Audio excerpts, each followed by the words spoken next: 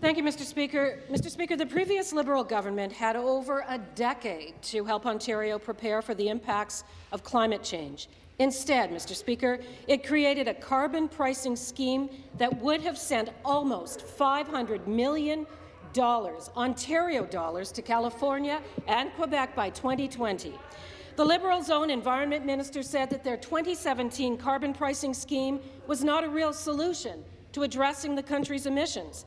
The people of Ontario deserve a government that will ensure these important environmental issues are addressed in a way that considers Ontario's priorities, regional-based challenges and opportunities in rural and northern communities.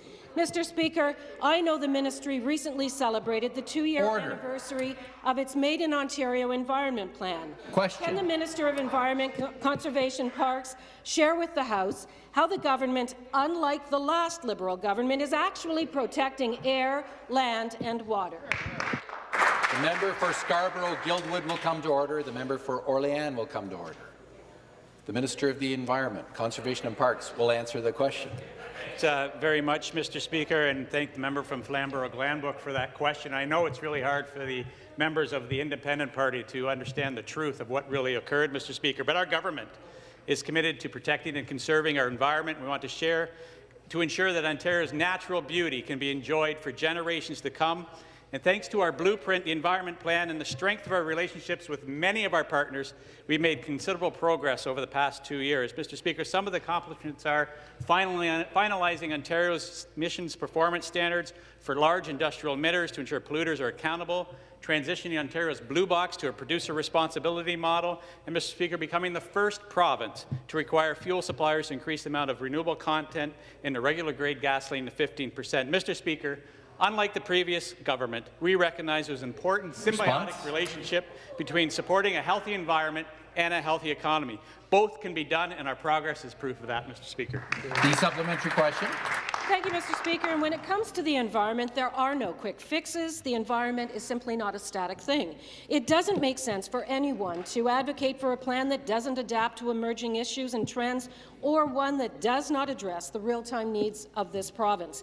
Under the previous Liberal government and backed by the NDP, the people of Ontario watched their hard-earned dollars used on expensive and ineffective policies that did not deliver results.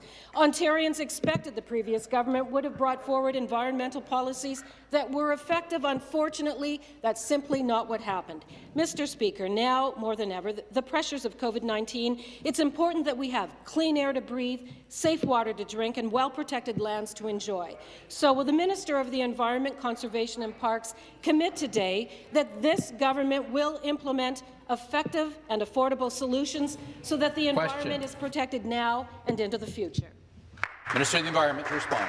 Again for that question, Mr. Speaker, and our government recognizes the importance of adapting our plan to new challenges, as well as new innovations and data and research that emerge, so it addresses the priorities of the province. We know there's still a lot of work to be done, Mr. Speaker, and that is why we've already started to move forward on some of our next steps under our plan, including moving to phase out food and organic waste sent to landfill by 2030, supporting wetland restoration and creation in priority areas in Ontario in partnership with Ducks Unlimited Canada, continuing initiatives such as the Ontario Living Legacy that was cancelled by the previous government, and providing young Ontarians with more opportunities to share their insights by establishing a youth climate advisory group. Mr. Speaker, we're proud of our accomplishments on this side of the House, especially during these unprecedented and challenging times, and will continue to make progress as we work to support a healthy economy and a healthy environment.